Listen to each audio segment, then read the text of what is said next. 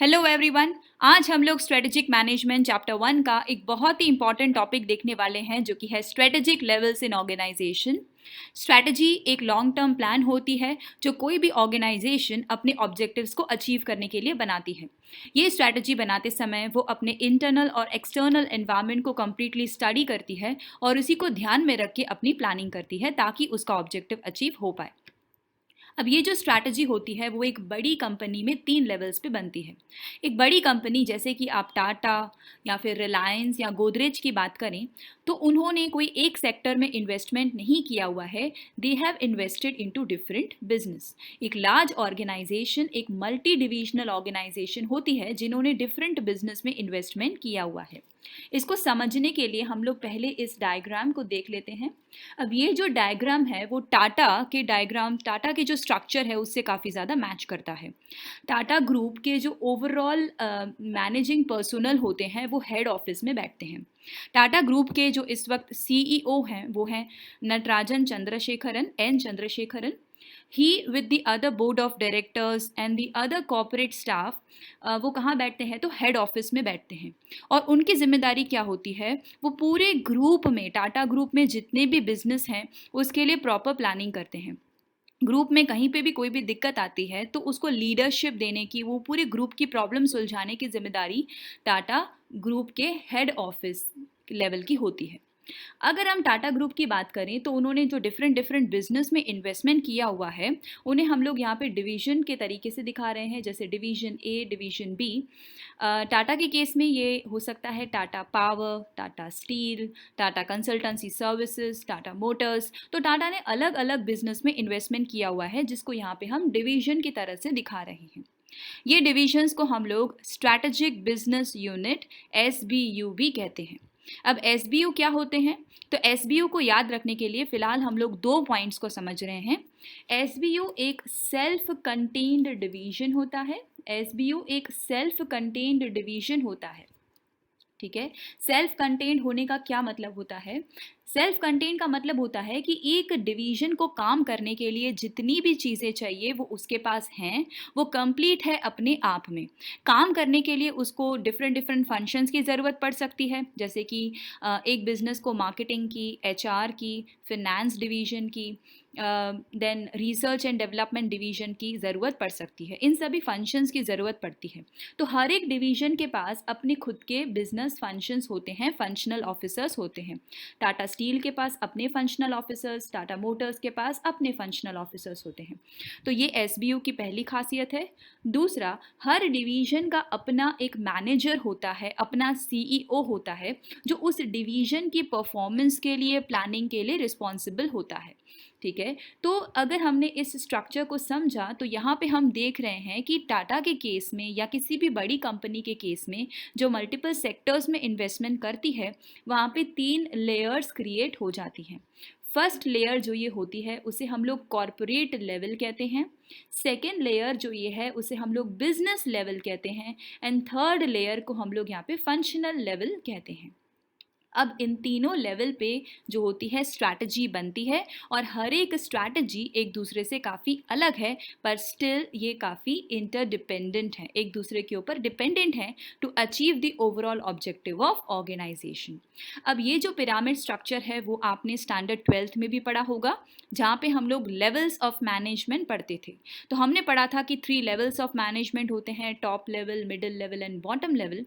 पर यहाँ पे जब हम स्ट्रैटेजिक मैनेजमेंट पढ़ रहे हैं तब हम इन लेवल्स को कॉर्पोरेट लेवल, बिजनेस लेवल और फंक्शनल लेवल कहने वाले हैं, ना कि टॉप, मिडिल एंड बॉटम। तो इस बात का हमें ध्यान रखना है। अब ये हर लेवल पे कैसी स्ट्रैटेजी बनती है और उसकी खासियत क्या है वो अब हम देखेंगे। जो पहला लेवल होता है हमें यहाँ से पढ़ना स्टार्ट करना है। आप देख सकते हो यहाँ पे वो टर्म लिखा हुआ है स्ट्रैटेजिक बिजनेस यूनिट, और इसके लिए मैंने आपको 2 पॉइंट्स लर्न करवाए। स्ट्रैटेजिक बिजनेस यूनिट एक सेल्फ कंटेन्ड यूनिट होता है, जिसका मतलब है कि उसके पास अपने खुद के फंक्शनल ऑफिसर्स होते हैं। काम करने के लिए जितनी उसे चीज़ें चाहिए वो उसके पास होती हैं। सेकेंड, उसका अपना मैनेजर होता है जो उसकी परफॉर्मेंस के लिए रिस्पॉन्सिबल है। तो ये बात हमने ऑलरेडी देखी हुई है, खाली आप इस टर्म को सिर्फ मार्क कर लीजिए। पहली जो हमारी स्ट्रैटेजी है वो है कॉर्पोरेट लेवल स्ट्रैटेजी। तो इसमें क्या क्या पॉइंट्स आने वाले हैं स्ट्रैटेजी को लिखते समय वो हम एक एक करके मार्क कर रहे हैं। फर्स्ट पॉइंट में हमें लिखना है कि इस कॉर्पोरेट लेवल पे होते कौन लोग हैं।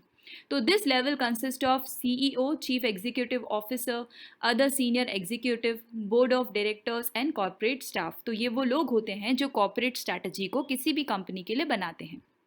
सेकेंड पॉइंट, कॉर्पोरेट लेवल पे जो स्ट्रैटेजी बनती है वो पूरी ऑर्गेनाइजेशन के लिए बनती है, होल ऑर्गेनाइजेशन के लिए बनती है।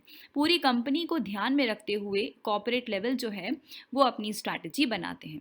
तो उनकी जिम्मेदारी किसी एक डिपार्टमेंट, डिवीजन या फंक्शन की तरफ नहीं होती, बल्कि कॉर्पोरेट लेवल की जिम्मेदारी पूरी कंपनी के लिए होती है और उसको ध्यान में रख के दे प्रिपेयर देयर स्ट्रैटेजी। इनका रोल क्या होता है? ये डिफाइन करते हैं कंपनी का विजन, मिशन और उसके गोल्स। मिशन का मतलब क्या है? कंपनी का ओवरऑल पर्पस। तो कंपनी जैसे कि टाटा ग्रुप क्यों एग्जिस्ट करता है, उसका मेन पर्पस क्या है, ये बताता है उसका कॉर्पोरेट लेवल मैनेजर।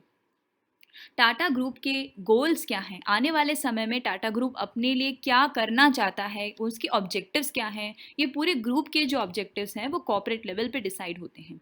एक इम्पॉर्टेंट डिसीजन जो कॉर्पोरेट लेवल को लेना होता है वो है investment and divestment decision. That means उनको कौन से बिजनेस में एंटर करना चाहिए और कौन से बिजनेस से उनको एग्जिट कर लेना चाहिए। अगर मैं टाटा ग्रुप के बारे में आपको एग्जांपल दूं तो टाटा का पहले एक यूनिट होता था जिसका नाम था टॉमको, टाटा ऑयल मिल्स, जो कि सोप्स, डिटर्जेंट्स और कॉस्मेटिक प्रोडक्ट्स बनाते थे। उनके कई सारे सोप्स थे, जैसे कि मोती करके एक उनका सोप था। इवन लैक्मे जो है वो भी जो बहुत बहुत पॉपुलर ब्रांड है, वो लैक्मे, वो टाटा का ही प्रोडक्ट था, जो बाद में उन्होंने HUL को सेल कर दिया। तो यहाँ पे ये जो डिसीजन है कि हमें अब इस बिज़नेस में नहीं रहना, ये जो कंज्यूमर प्रोडक्ट्स हैं और कॉस्मेटिक बिज़नेस में नहीं रहना, ये डाइवेस्टमेंट डिसीजन ये किसने लिया था? तो टाटा के जो कॉर्पोरेट लेवल पे जो पर्सन्स बैठते हैं उन्होंने ये डिसीजंस लिया था। इसी तरीके से टाटा ने रिसेंटली लैंड रोवर, जैगुआर, इन कंपनीज को एक्वायर किया है।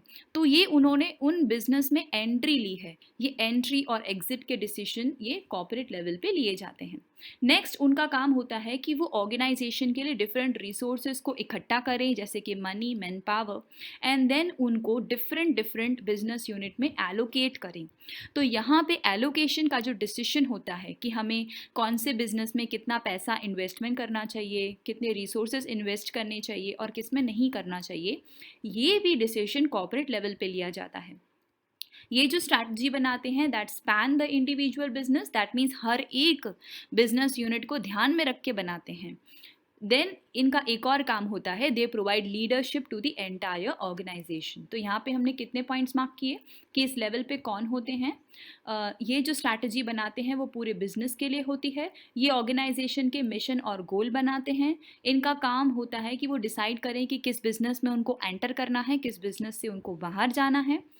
एक और काम है कि एलोकेट करना है आपको resources to different business unit, and they provide leadership to the entire organisation. अब कॉर्पोरेट लेवल को समझाने के लिए उन्होंने इस पैराग्राफ में गोदरेज का एग्जाम्पल दिया है।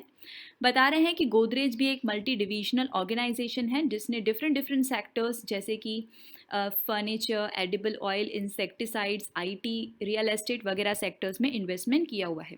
जो इस पूरे ग्रुप के चेयरमैन हैं वो हैं आदि गोदरेज, जो कि कॉर्पोरेट लेवल पे बैठते हैं। तो इनका काम क्या है? They make strategies for overall business. तो ये ओवरऑल स्ट्रैटेजिक ऑब्जेक्टिव्स बनाते हैं। अगेन सब रिपीटिशन जा रहा है। They allocate the resources to different business, इनका काम है ये देखना। दे डिसाइड कि उनको कौन से बिजनेस में डाइवेस्ट करना चाहिए, कौन से न्यू बिजनेस को एक्वायर करना चाहिए, तो investment divestment decision. That means आदि गोदरेज का ये काम है कि वो जो स्ट्रैटेजी बनाएंगे that will span the individual business, सभी बिजनेस को ध्यान में रख के बनाना है।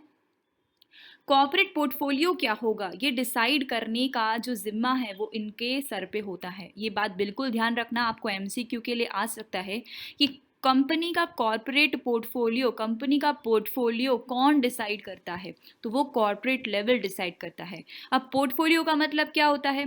पोर्टफोलियो का मतलब है कि कौन से डिफरेंट बिजनेस में हमें इन्वेस्टमेंट करना है। जैसे अगर गोदरेज ने 10 बिजनेस में इन्वेस्ट किया है, 10 डिफरेंट बिजनेस में इन्वेस्ट किया है, तो ये 10 डिफरेंट बिजनेस मिलके बनाते हैं उसका पोर्टफोलियो। ठीक है, फ्यूचर में वो इस पोर्टफोलियो में से किसी बिजनेस को बाहर निकाल के किसी और बिजनेस को डाल भी सकती है। तो वो कॉन्स्टेंटली अपने जो बिजनेस कॉम्बिनेशंस है उसको चेंज करते रहते हैं, अपने पोर्टफोलियो को चेंज करते रहते हैं depending upon market opportunities.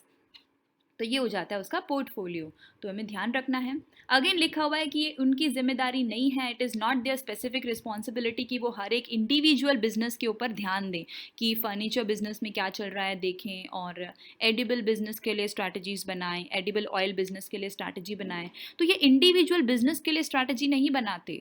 Individual business के लिए स्ट्रैटेजी बनाने की जो जिम्मेदारी है वो होती है बिजनेस लेवल मैनेजर्स के ऊपर। जो एसबीओ के मैनेजर्स होते हैं उनकी जिम्मेदारी होती है कि वो अपने अपने बिजनेस की इंडिविजुअल स्ट्रैटेजीज बनाएं।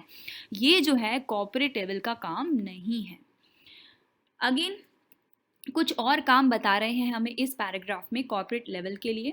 तो यहाँ पे बता रहे हैं कि जो कॉर्पोरेट लेवल पे जो पर्सन्स होते हैं they are link between the people who oversee the strategic development of the firm and those who own it. तो इसको हम ऐसे समझते हैं, यहाँ पे बोल रहे हैं कि जो कॉर्पोरेट लेवल पे जो पर्सन्स होते हैं, जो बोर्ड ऑफ डायरेक्टर्स होते हैं, आपको पता है कि वो कंपनी के लिए स्ट्रैटेजीज बनाते हैं, कंपनी के लिए पॉलिसीज बनाते हैं, लेकिन कंपनी का ओनर कौन होता है? वो तो कंपनी के शेयर होल्डर्स होते हैं। तो यहाँ पे ओनर अलग है और शेयर होल्डर अलग है। तो इन दोनों के बीच में जो लिंक का काम है वो कंपनी का कॉर्पोरेट स्टाफ, उसमें से भी सीईओ ये काम करता है।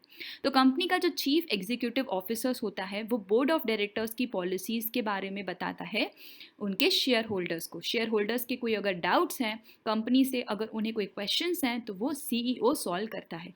तो यहाँ पे जो सीईओ है उसे माना जाता है guardian of share holders welfare. Share holder ने जो बड़े भरोसे से कंपनी को पैसा दिया है, तो देखना कि कंपनी ऐसी स्ट्रैटेजीज बना रही है और ऐसे काम कर रही है कि शेयर होल्डर्स की जो वैल्यू है, शेयर होल्डर्स की जो इन्वेस्टमेंट की वैल्यू है, वेल्थ है, वो मैक्सिमाइज हो, ना कि डिक्रीज हो। ये देखना किसका काम है? सीईओ का काम है। तो यहाँ पे उन्होंने हमें सीईओ के 3 काम बताए हैं। बोल रहे हैं कि सीईओ जो होता है वो लिंक है बोर्ड ऑफ डायरेक्टर्स और शेयर होल्डर्स के बीच में। सेकेंड, सीईओ को हम लोग यहाँ पे guardian of share holders interest मान रहे हैं। कहने का मतलब है कि सीईओ का काम है ये देखना कि बिजनेस बहुत अच्छे से चल रहा है और शेयर होल्डर्स के दिए हुए पैसे का सही इस्तेमाल हो रहा है, उनके पैसे की, उनके इन्वेस्टमेंट की वैल्यू बढ़ रही है, शेयर होल्डर्स को फ़ायदा हो, ना कि नुकसान। और लास्ट यहाँ पे वो हमें बता रहे हैं कि अगर सीईओ अपने काम में चूक जाता है और अगर बिजनेस को लॉस होता है, तो यहाँ पे शेयर होल्डर्स सीईओ को अकाउंटेबल बना सकते हैं और उससे क्वेश्चंस पूछ सकते हैं। तो यहाँ पे हमारा फर्स्ट लेवल जो कि है कॉर्पोरेट लेवल यहाँ पे ख़त्म हो रहा है। नेक्स्ट हमारा लेवल है यहाँ पे बिजनेस लेवल। तो यहाँ पे सबसे पहले बिजनेस लेवल स्ट्रैटेजी के लिए सबसे पहले उन्होंने एसबीयू की डेफिनेशन हमें बताई है, जो कि हम ऑलरेडी पढ़ चुके हैं, सेल्फ कंटेन्ड यूनिट है एंड वगैरह वगैरह। ठीक है, नेक्स्ट पॉइंट हमें यहाँ पे लिखना है कि इस जो सेकेंड लेवल है उसके हेड को हम लोग क्या कहते हैं। तो उनके हेड के ये नाम हैं जो आपको ध्यान रखने हैं for your multiple choice question. SBU के हेड को हम लोग प्रिंसिपल जनरल मैनेजर या फिर बिजनेस लेवल मैनेजर कह सकते हैं। ये हेड ऑफ डिवीजन होते हैं। इनके हमारे पास यहाँ पे 2 काम लिखे हुए हैं और ये हमें यहाँ पे समझने हैं। 2 रोल हैं जो ये बिजनेस लेवल मैनेजर प्ले करते हैं।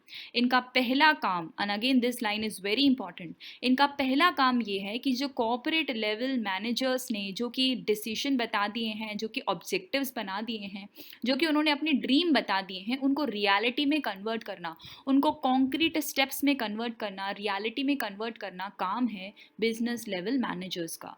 तो स्ट्रेटेजिक रोल है इन मैनेजर्स का to translate the general statement of direction and intent that come from corporate level into concrete strategies for individual business।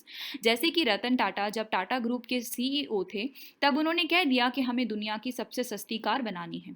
अब उन्होंने तो अपना विजन बता दिया, पर इस विजन को रियलिटी में कन्वर्ट करने का काम हो जाता है टाटा मोटर्स के सीईओ का। ठीक है, तो वो और उनके फंक्शनल ऑफिसर्स अब ऐसे कॉन्क्रीट स्ट्रैटेजीज बनाएंगे, ऐसी प्रैक्टिकल स्ट्रैटेजीज बनाएंगे जिनसे ये कॉर्पोरेट लेवल के जो उन्होंने डायरेक्शन दिया है, बातें बताई है, उनको रियलिटी में कन्वर्ट किया जाए। सेकेंड, कॉर्पोरेट लेवल मैनेजर्स जो हैं वो तो पूरे बिजनेस के लिए स्ट्रैटेजी बनाते हैं, पूरे बिजनेस के लिए ऑब्जेक्टिव बनाते हैं, लेकिन ये जो बिजनेस लेवल मैनेजर्स हैं उनकी ड्यूटी सिर्फ और सिर्फ उनके स्पेसिफिक बिजनेस तक ही सीमित है। दैट मीन्स टाटा मोटर्स के जो हेड हैं वो स्ट्रैटेजी बनाएंगे मोटर्स बिजनेस के लिए, और टाटा पावर के जो हेड हैं वो स्ट्रैटेजी बनाएंगे टाटा पावर के लिए। ठीक है, तो उनकी जिम्मेदारी कंपेयर टू कॉर्पोरेट लेवल, उनका जो स्कोप है वो थोड़ा लिमिटेड है। Next and very important level is functional level. Functional level पे जो लोग होते हैं वो डिफरेंट डिफरेंट फंक्शंस के लिए ज़िम्मेदार होते हैं, जैसे कि ह्यूमन रिसोर्स एक फंक्शन है, परचेजिंग, प्रोडक्ट डेवलपमेंट, ये डिफरेंट फंक्शंस होते हैं। हर डिवीजन के पास, हमने आगे देखा था, हर डिवीजन के पास अपने अपने फंक्शनल मैनेजर्स होते हैं। अब फंक्शनल लेवल जो मैनेजर्स होते हैं उनका जो स्फेयर ऑफ रिस्पॉन्सिबिलिटी है, स्कोप ऑफ रिस्पॉन्सिबिलिटी है, वो सिर्फ एक ऑर्गेनाइजेशन फंक्शन तक ही सीमित है। दैट मीन्स परचेज मैनेजर सिर्फ कंपनी के लिए सिर्फ कंपनी के परचेज के लिए जिम्मेदार होगा। ठीक है, तो उनका स्कोप ऑफ रिस्पॉन्सिबिलिटी अगेन और भी नैरो हो रहा है। तो उनकी जिम्मेदारी नहीं है, वो कंपनी के ओवरऑल परफॉर्मेंस के लिए हम उन्हें जिम्मेदार नहीं ठहरा सकते। अगर टाटा ग्रुप का लॉस होता है तो यहाँ पे हम लोग परचेज मैनेजर को इसके लिए जिम्मेदार नहीं बना सकते। ठीक है, तो एक पर्सन की यहाँ पे जिम्मेदारी नहीं होती। फंक्शनल मैनेजर्स लेकिन फिर भी इनका एक बहुत ही इम्पॉर्टेंट रोल है, क्योंकि ये इम्प्लीमेंटेशन लेवल है। कॉर्पोरेट लेवल, बिजनेस लेवल, इन दोनों लेवल ने तो सिर्फ अपने ऑब्जेक्टिव्स बताए हैं, अपनी स्ट्रैटेजीज बनाई हैं। इन स्ट्रैटेजीज को रियलिटी में कन्वर्ट करने का जो एक्चुअली में इम्प्लीमेंटेशन का काम है वो कौन करता है? फंक्शनल लेवल मैनेजर्स करते हैं। ठीक है, functional level managers are responsible for actual implementation. Now functional level managers इतने इंपॉर्टेंट क्यों हैं? क्योंकि फंक्शनल लेवल मैनेजर्स ऐसी इंफॉर्मेशन प्रोवाइड करते हैं जो कॉर्पोरेट लेवल मैनेजर्स और बिजनेस लेवल मैनेजर्स को रियलिस्टिक स्ट्रैटेजी बनाने में काम आते हैं। ये कस्टमर्स के काफ़ी क्लोज होते हैं। कस्टमर्स के काफ़ी क्लोज होने के कारण कस्टमर्स का जो फीडबैक है, कस्टमर्स के जो लाइक्स डिसलाइक्स हैं, ऐसी इन्फॉर्मेशन, मार्केट की इन्फॉर्मेशन, सप्लायर्स की इन्फॉर्मेशन इनके पास होती है। तो ये इंपॉर्टेंट आइडियाज़ दे सकते हैं corporate and business level managers को, जो उनको रियलिस्टिक जो प्रैक्टिकल स्ट्रैटेजीज़ है वो बनाने में काम आएंगे। तो यहाँ पे जनरल मैनेजर्स की, कॉर्पोरेट लेवल मैनेजर्स की ड्यूटी बनती है कि वो फंक्शनल मैनेजर्स द्वारा दिए गए आइडियाज़ को सुने और उसके बेस पे ही स्ट्रैटेजीज बनाएं। यहाँ पे उन्होंने फंक्शनल लेवल मैनेजर्स की एक जिम्मेदारी बताई है कि उनकी जिम्मेदारी है कि वो ऐसी स्ट्रैटेजी बनाएं जिनसे प्रॉपर इम्प्लीमेंटेशन हो corporate level and business level strategy का, और ऑर्गेनाइजेशन को सक्सेस मिले। तो यहाँ पे हमने तीनों लेवल की स्ट्रैटेजीज को देखा। आई होप ये पूरा आंसर आपको क्लियर होगा। फिर भी कोई डाउट है तो वो हम लोग क्लियर कर लेंगे in our session. Thank you.